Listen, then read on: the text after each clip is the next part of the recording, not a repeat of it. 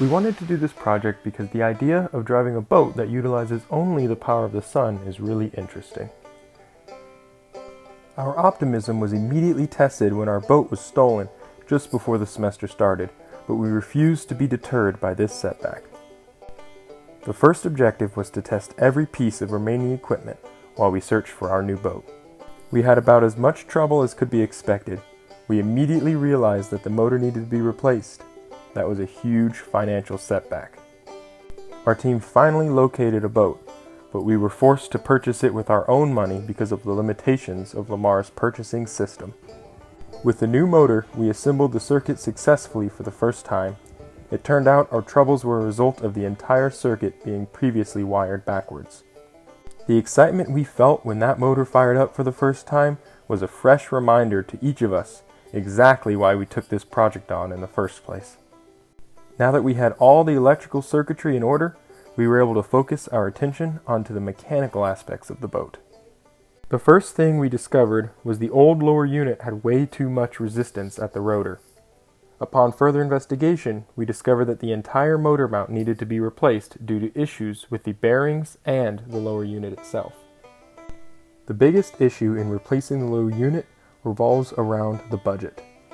We had already spent most the entirety of our budget on the new motor. Thankfully, Mr. Wheeler was able to help us out tremendously. He happened to have an old lower unit on his property and donated it to our project. This was the last time we were able to meet.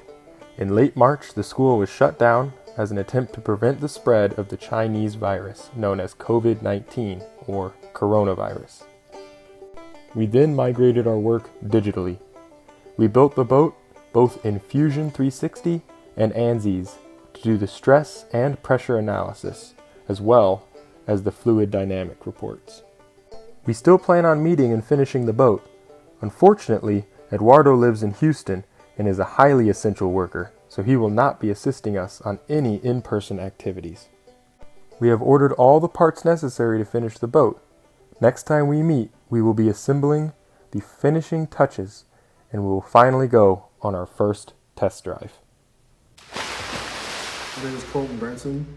I'm the captain of BNH Solar Boat 2019-2020 team.